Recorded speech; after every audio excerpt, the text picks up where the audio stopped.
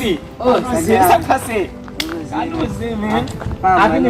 Vini mesti ko kek bagay, vini so bagay ni. Apa nak ni? Oh, sama lah. Apa nak balik sih kan men, sudah bang. Moi blood wa fene tu. Ah, semen bapa mat si bapa. Bon, ako ni bayo no bos. Om ko to yo men, tin no ki ko to e. Ah, men posti lagu na set man, men moi msezi mola moi blood Oh, wa ine. so fe ako bayo naga met fresh. So fe lagu na fen, tin no men so fe lagu na. Men jet man, ti fidien jam de kite lal, pa ple men non. Ako bayo kon ki bayo e men. Apet bayo. Sak passe tin no so fe lagu na. Ah, lagu na men. Bon, bam chita. Lagu na.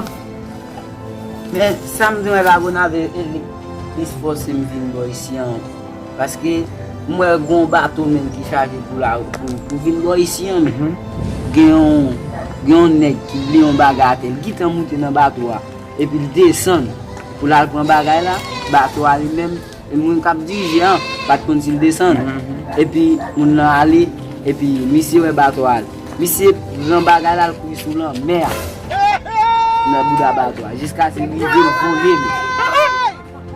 Moun la gon ap ti kon sa même. Moun la gon ap kon sa we. Mon Dieu fait me Yo, bon men. Ngo totom. Monsieur qui mari un bateau.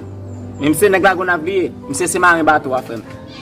Pendant monsieur arrivé dans mi-temps la mer, bateau en panne. Monsieur fait tout monde descendre venir pousser bateau. Pousser bateau. Monsieur!